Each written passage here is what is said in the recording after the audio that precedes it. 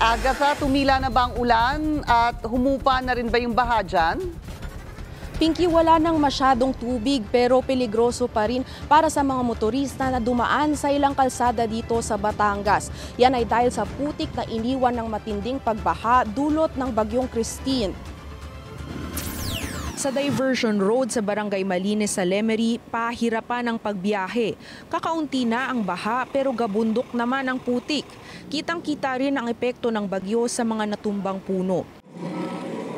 Agad namang nagsagawa ng clearing operations ang mga kinauukulan. Apektado rin ang mga nagnenegosyo rito dahil nawalan ng kuryente at hindi makapagbenta dahil kailangan pang maglinis. Kasama riyan si Maricel na nagtrabaho agad kahit abot bewang ang bahang naranasan kahapon. Hindi ho makapagluto dahil puno po ng putik yung aming tindahan. 2 tindahan hindi ho makainan. Kailangan po naming linisin para ho kami makapag-umpisa ulit makapagtinda. Yan ay sa kabila ng trahedyang nabalitaan lang din ni Maricel. Opo, mga banda pong alas 7, pumunta po rito yung asawa ko na taga Agoncillo, Ilaya. Yung aking pong biyanan ay namatay ng umaga. Nakita nila, natagpuan nila sa kalsada na wala ng buhay. Dahil daw po malakas ang agos at saka yung kanilang bahay daw po ay medyo malakas na po ang pinapalikas na hindi siguro nila na malaya na nawala na po sa likod nila yung biyanan ko. Dahil sa rumaragasang baha sa Agoncillo, 6 ang nasawi roon ayon sa initial report ng kapulisan. Sa Talisay naman, 14 ang naitalang namatay dahil sa pagguho ng lupa sa Barangay Sampaloc, Huwebes ng gabi. 12 riyan ay mga bata. Sa bayan ng Laurel naman, wash out ang tulay.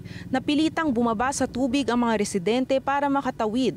Halos 23,000 ang inilikas sa Batangas dahil sa bagyo ayon sa datos kahapon ng disaster officials. Maraming tao pa rin ang sinusubukang bumiyahe sa mga puerto. Umabot din sa 258 ang na-stranded sa Batangas Port nitong araw. Naging masaklap ang pag-uwi sa Pilipinas nitong biyaherong si Reden dahil isa siya sa mga napilitang manatili sa Batangas dahil sa bagyo. Actually, galing po kasi kami ng Taiwan. Nagbakasyon po kami dito for 17 days. Naabutan po kami dito. Hindi namin alam na may bagyo. Stranded po kami dito kasi 23 po kami dumating hindi na sila nagpapasok dito sa pier.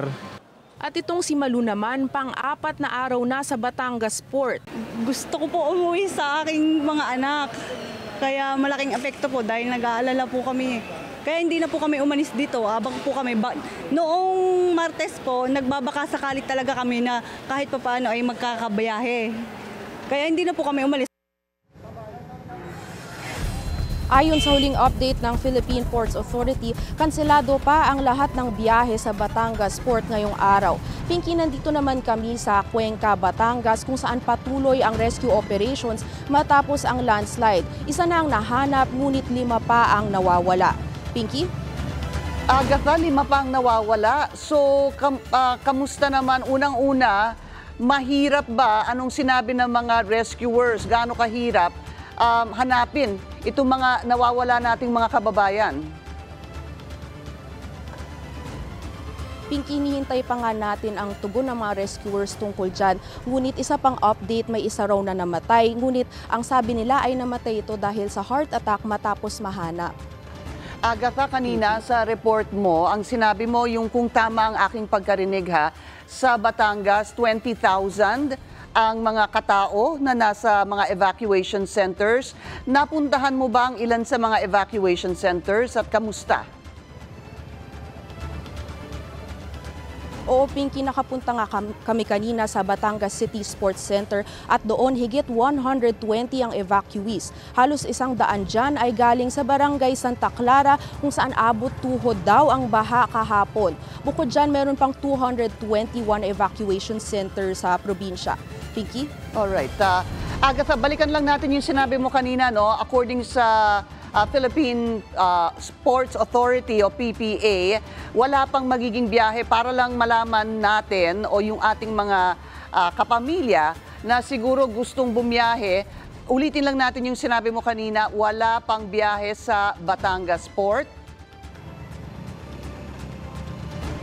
Base yan sa update kaninang umaga ng Philippine Ports Authority, kanselado pa nga ang lahat ng biyahe sa Batangas Port. Kaya karamihan sa mga nakilala naming pasahero doon naghihintay pa rin. Ngunit umaasa sila na magbubukas na ng mga trips dahil pinapasok nga sila at hinayaang magbayad ng terminal fee.